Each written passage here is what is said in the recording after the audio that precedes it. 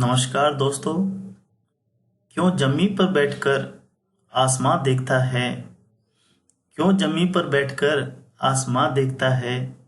खोल दे अपने पंख, ये जमाना है, सिर्फ उड़ान देखता है। आपका फिर से हार्दिक स्वागत है आपके अपने YouTube channel success in commerce by Jain sir पर। और आज हम 12th अकाउंट्स के second chapter accounting for partnership को डिस्कस करेंगे।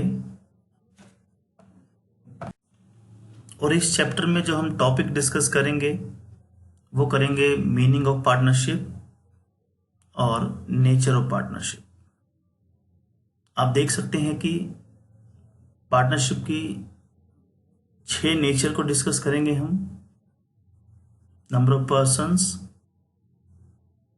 Agreement, business, mutual agency, sharing of profits and liability of partners. सबसे पहले हम डिस्कस करेंगे पार्टनरशिप के मीनिंग को। पार्टनरशिप एक्ट 1932 के सेक्शन 4 में पार्टनरशिप को डिफाइन किया गया है। ये डेफिनेशन क्यों पढ़ना जरूरी है? क्योंकि इस डेफिनेशन से ही जो है हम पार्टनरशिप की जो अलग अलग नेचर हैं या कैरेक्टरिस्टिक्स हैं उनका पता लगाएंगे। तो देखिए, पार्टनरशिप है क्या? Partnership is a relation between persons who have agreed to share the profits of a business carried on by all or any of them acting for all। इस डेफिनेशन में आप देख सकते हैं कि मैंने कुछ वर्ड्स को अंडरलाइन किया हुआ है। जो मैंने अंडरलाइन की हैं ये सब फीचर्स ही हैं। इस डेफिनेशन से ही जो है नेचर बनेंगी।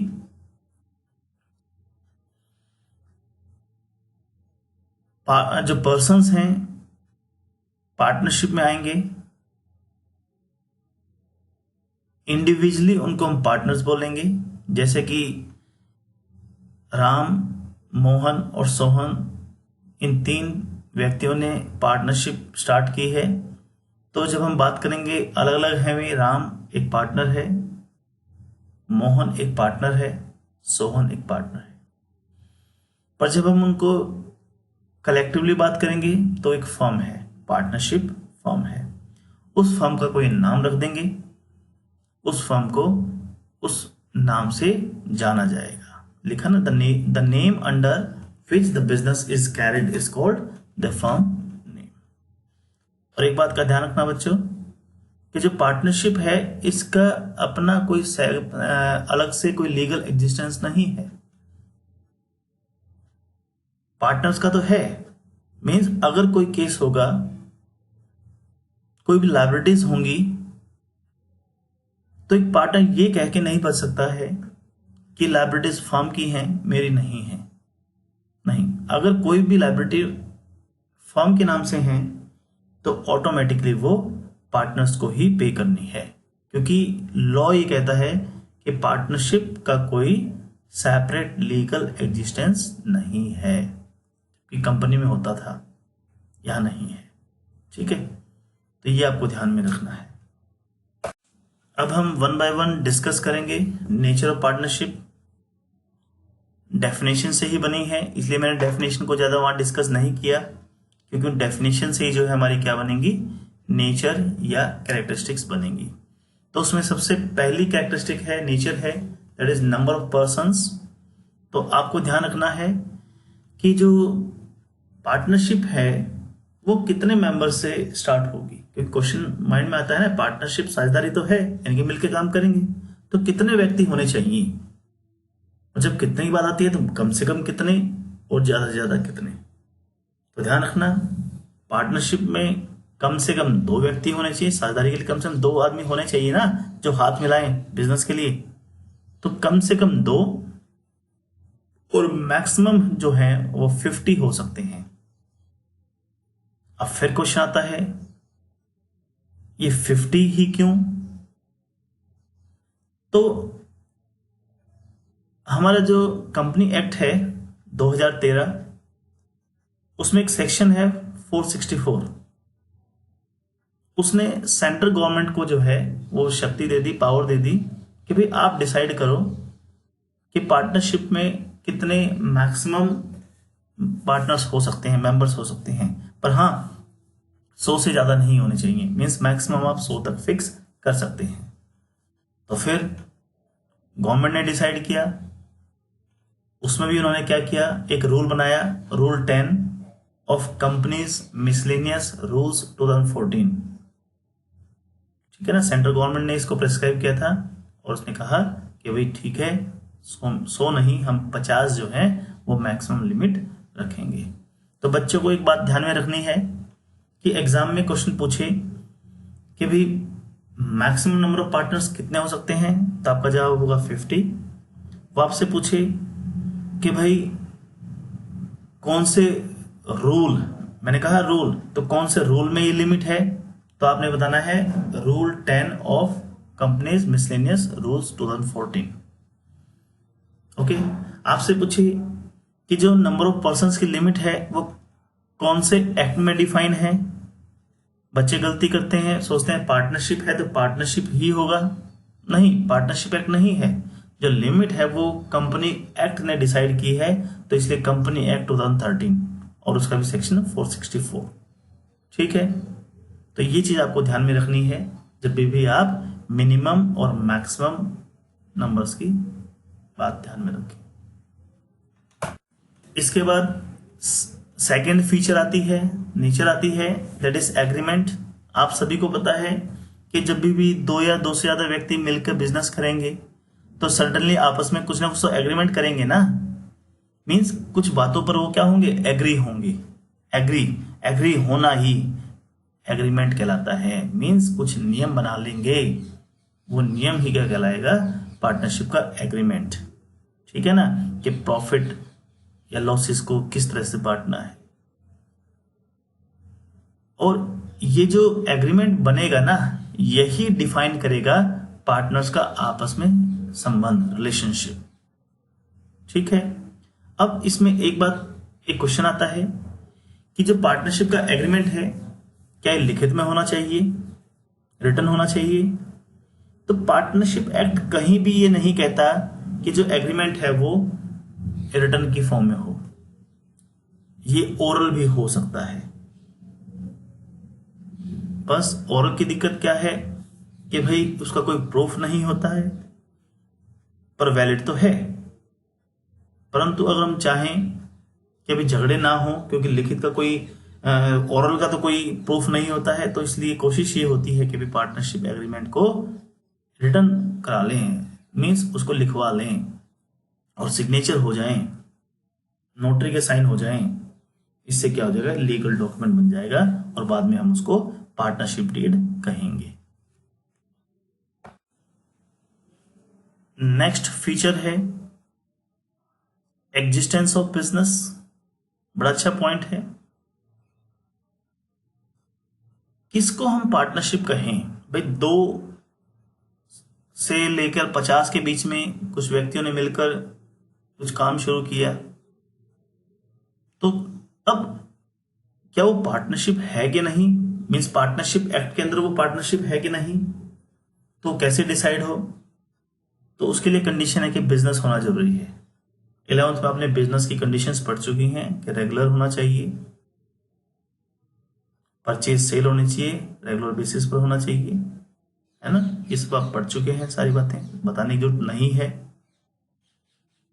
तो बिजनेस होना जरूरी है। जैसे कि मान लो आप 3 दोस्त हैं, आपने मिलकर एक प्रॉपर्टी खरीद ली, उस प्रॉपर्टी को खरीद लिया, तो वो पार्टनरशिप नहीं कहलाएगी। जैसे क्या लिखा हुआ ना, अमित और Bimal jointly purchase a plot of land, तो वो पार्टनर नहीं हुए, वो को ओनर हुए हैं, ज्वाइंट ओनर हुए हैं इस प्रॉपर्टी के, वो पार्टनर नहीं कहलाएंगे। ठीक है ना। हाँ, अगर उनका वो बिजनेस है खरीदने बेचने का, वो मिलकर जमीन खरीदते हैं, बेचते हैं, तब उसको हम क्या कह देंगे, पार्टनरशिप बिजनेस कह देंगे और वो पार्टनर्स कहलाएंगे। अदरवाइज जस्ट एक इन्वेस्टमेंट करी है उन्होंने, खरीद कर डाल दी, तो वो को ओनर कहलाएंगे, ना कि पार्टनर। तो बिजनेस होना कंपलसरी है। नेक्स्ट जो नेचर है पार्टनरशिप की, वो है म्यूचुअल एजेंसी रिलेशनशिप। बड़ा ही इंपॉर्टेंट पॉइंट है पार्टनरशिप के लिए। या म्यूचुअल एजेंसी का मतलब क्या है? म्यूचुअल एजेंसी का मतलब है कि भाई एक जो पार्टनर है, he is a principal as well as agent. Means वो ओनर भी है और वो एजेंट भी है। तो आपके मन में क्वेश्चन आता है कि who is owner and who is agent? Agent वो है जो अपने ओनर के बिहाफ पर बिजनेस रिलेटेड डिसीजन ले, और प्रिंसिपल वो है जो बिजनेस का ओनर है, जो उस डिसीजन से प्रॉफिट या लॉस कमाएगा। तो पार्टनरशिप में हर पार्टनर जो है वो एजेंट भी है और वो ओनर भी है। इसको हम समझेंगे। देखो इसमें क्या लिखा हुआ है। सपोज 3 पार्टनर हैं ABC। अब हम एक सिचुएशन लेते हैं कि A एजेंट है, B और C प्रिंसिपल है। तो क्या होगा जब A एजेंट होगा? एजेंट होने का मतलब है कि वो फर्म के लिए डिसीजन लेगा, फर्म के लिए कॉन्ट्रैक्ट साइन करेगा। तो वो ए जो एजेंट है वो बी और सी का है ना, तो ए ने अपने लिमिट में, जो उसके लिमिट डिफाइन की गई है, उस लिमिट में जो डिसीजन लिए होंगे वो बी और सी को मानने होंगे। क्योंकि जब कोई ऑनर एजेंट अपॉइंट करता है तो एजेंट जो भी कोई कॉन्ट्रैक्ट करेगा वो कॉन्ट्रैक्ट उस ऑनर को मानना पड़ता है। तो इस तरह से ए जो है वो यहां पर एजेंट हो गया और बी और सी प्रिंसिपल हो गए। अब एक ऐसी सिचुएशन ली हमने, बी क्या मान लिया, उसको एजेंट मान लिया। अब बी एजेंट हो गया तो बी डिसीजन लेगा, बी काम कर रहा है तो ए और सी को मानना पड़ेगा, ए और सी प्रिंसिपल हो गए। ऐसे जब सी कोई डिसीजन लेगा तो फिर ए और बी प्रिंसिपल बन गए, मीन्स ऑनर बन गए, मीन्स वो डिसीजन मानने पड़ेंगे ए और बी को, और सी ने वो डिसीजन लिए हैं। इस तरह से हर एक पार्टनर जो है वो ऑनर भी बन गया और वो एजेंट भी बन गया। जब वो एजेंट है तो उसके द्वारा जो कार्य किया गया है, जो उसने काम किया है, जो उसने कॉन्ट्रैक्ट किया है, वो बाकी दूसरे पार्टनर्स को मानना ही पड़ेगा, मानना ही पड़ेगा। ये सबसे इंपॉर्टेंट पॉइंट है पार्टनरशिप का। ये पॉइंट ना हो तो ऐसा हो सकता है कि कोई पार्टनर किसी दूसरे पार्टनर को बिजनेस की एक्टिविटीज में पार्टिसिपेट करने से मना कर दे। ठीक है, बड़ा अच्छा पॉइंट है। नेक्स्ट हमारा है शेयरिंग ऑफ प्रॉफिट्स। बिल्कुल, जब हम बात करें पार्टनरशिप की, बिजनेस करने के लिए है, वह एग्रीमेंट बनाएंगे। अभी जो एग्रीमेंट होगा उस एग्रीमेंट में उनको ये बताना पड़ेगा कि वो उस बिजनेस के प्रॉफिट्स और लॉसेस को भी शेयर करेंगे। इम्प्लाइड है ये, यहाँ शेयरिंग ऑफ प्रॉफिट, डेफिनेशन में शेयरिंग ऑफ प्रॉफिट लिखा हुआ है, परंतु ये इम्प्लाइड है, ये अंडरस्टूड है कि जब हम बात कर रहे हैं प्रॉफिट की तो लॉसेस भी शेयर करने पड़ेंगे। ठीक है ना। तो this is the another important element of partnership is that the agreement between partner must be to share profit and losses of a business. मतलब क्या हुआ कि अगर कोई पार्टनर जो है, कोई मेंबर जो है, कोई पर्सन जो है किसी पार्टनरशिप में आता है चैरिटेबल एक्टिविटी के लिए, तो वो पार्टनरशिप नहीं कहलाएगी। तो पार्टनरशिप नहीं कहलाएगी। जब पार्टनरशिप में आए हैं तो प्रॉफिट लॉस दोनों ही शेयर करेंगे। Last, nature of partnership, that is liability of partnership, means liability of partners. बड़ा इंपॉर्टेंट पॉइंट है, ध्यान रखना बेटा। पार्टनरशिप में जो जितने भी मेंबर्स हैं, जितने भी पार्टनर्स हैं, उनकी लायबिलिटी क्या होगी? अनलिमिटेड होगी। जब हम पार्टनरशिप की बात करें तो जनरल पार्टनरशिप है, टाइप्स ऑफ पार्टनरशिप आप 11th में पढ़ चुके हैं, वो अलग चीज़ है। हम जनरल पार्टनरशिप की बात कर रहे हैं, तो यहाँ लायबिलिटी जो है वो मेंबर्स की कैसी होगी? अनलिमिटेड होगी। तो बच्चे सोचते हैं अनलिमिटेड का मतलब क्या है? अनलिमिटेड का मतलब ये है कि अगर बिजनेस की लायबिलिटीज, बिजनेस के एसेट से हम नहीं पूरा कर पा रहे हैं, तो उसके लिए फर्म की पार्टनर्स की पर्सनल एसेट्स, उनका घर बार बिक सकता है उस फर्म की लायबिलिटीज को पे करने के लिए। इसको हम एक एग्जांपल से समझ सकते हैं। 3 पार्टनर हैं, जनरल पार्टनर हैं। जनरल मतलब ये है कि उनकी लायबिलिटी कैसी है? अनलिमिटेड है। और उन्होंने जो है बिजनेस स्टार्ट किया है, हर एक ने जो है 10-10 हजार रुपये लगाए हैं। तो इस तरह से उन्होंने बिजनेस में 30,000 रुपये लगा दिए, बिजनेस शुरू हो गया।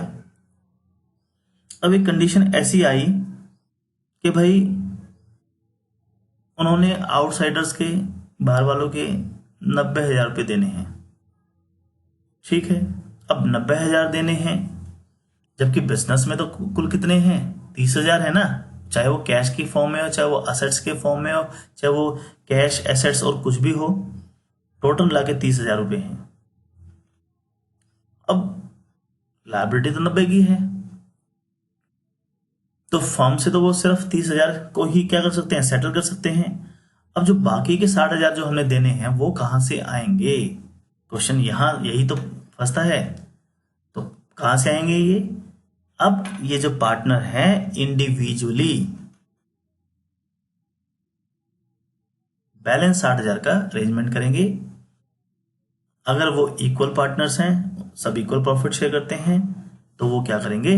उस 60,000 को इक्वल दैट इज 20,000 ईच वो लेके आएंगे, वो अपने घर से लेके आएंगे। तो यही तो हो गया कि भाई private assets can also be used for paying the firm's debt. तो ये थी हमारी मीनिंग और नेचर ऑफ पार्टनरशिप। इस नेचर ऑफ पार्टनरशिप से जो है आपका एग्जाम में क्वेश्चन आ जाता है, केस स्टडीज बन के आता है। ठीक है ना, तो इसको आप बड़े ध्यान से पढ़ेंगे। धन्यवाद।